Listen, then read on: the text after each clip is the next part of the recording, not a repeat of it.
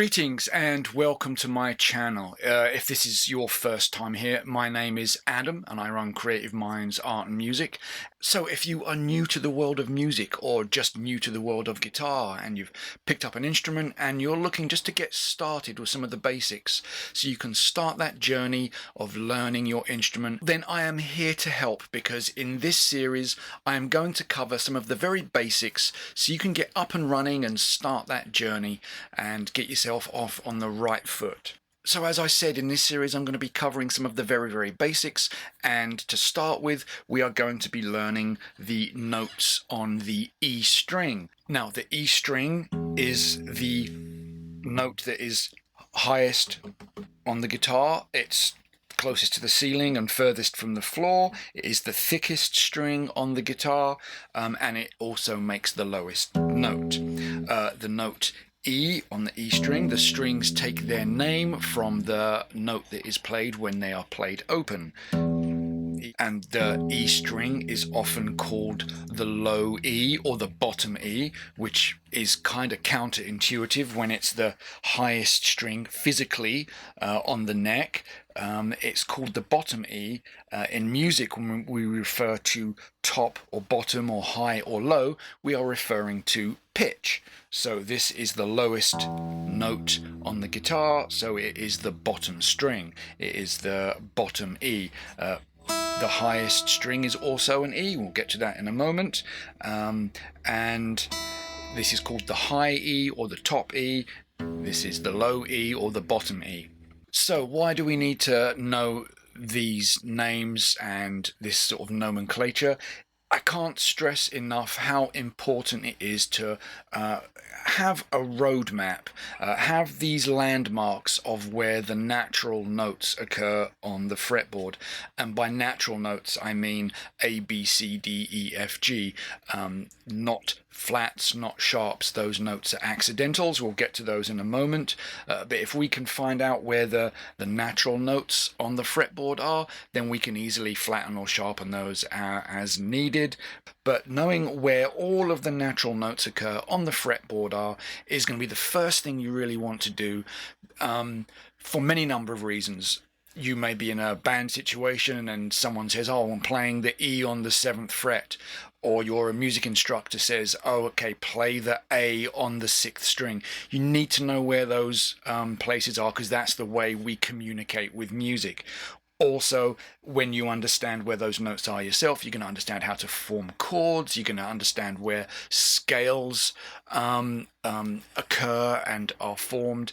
So it's really important to start off by learning the major landmarks, the natural notes on the fretboard. We're going to start today with the E string, as I said.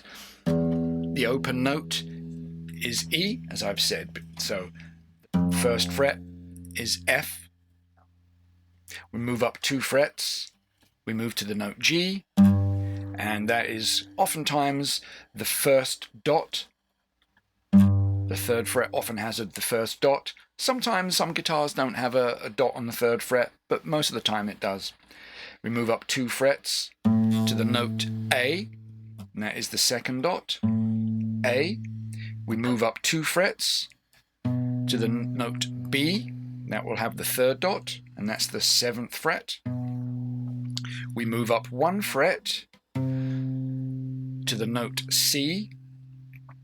We move up 2 frets, skipping over the dot, to the note D. We move up 2 frets again to the 12th fret, the double dots, the note E again. And those double dots, you see right here, the double dots, they represent the octave. The octave just means it's the same note, but it's played at a higher pitch. And you can hear that, and then we start the cycle over again. E, F, G, and the whole cycle goes round and around and around, increasing in pitch for each octave. So E, F, G, A, B, C, D, E. And that's not necessarily any scale, these are just the natural notes. Now we'll get to learn to scales. There are going to be Some scales have no sharps and no flats. Some scales have lots of sharps and lots of flats. That's a whole different topic of music theory. So just knowing where the naturals are is really, like I say, just as a really important landmark finding, sort of wayfinding on the fretboard. It's not necessarily any particular scale. So I mentioned accidentals a moment ago. In between, for example, here I have the G and the A, and in between most of these notes we have an accidental.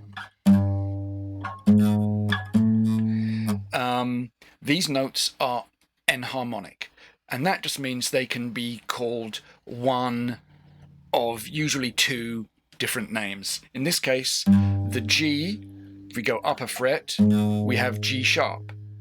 From the A, if I go down a fret, it's A flat. So enharmonic just means they can be called one of two things. This note here can be called G sharp or A flat.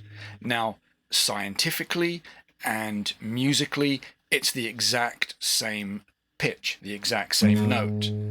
It doesn't change. The frequency at which the string is oscillating to create a certain pitch is exactly the same, and the note is exactly the same when it's included in a piece of music.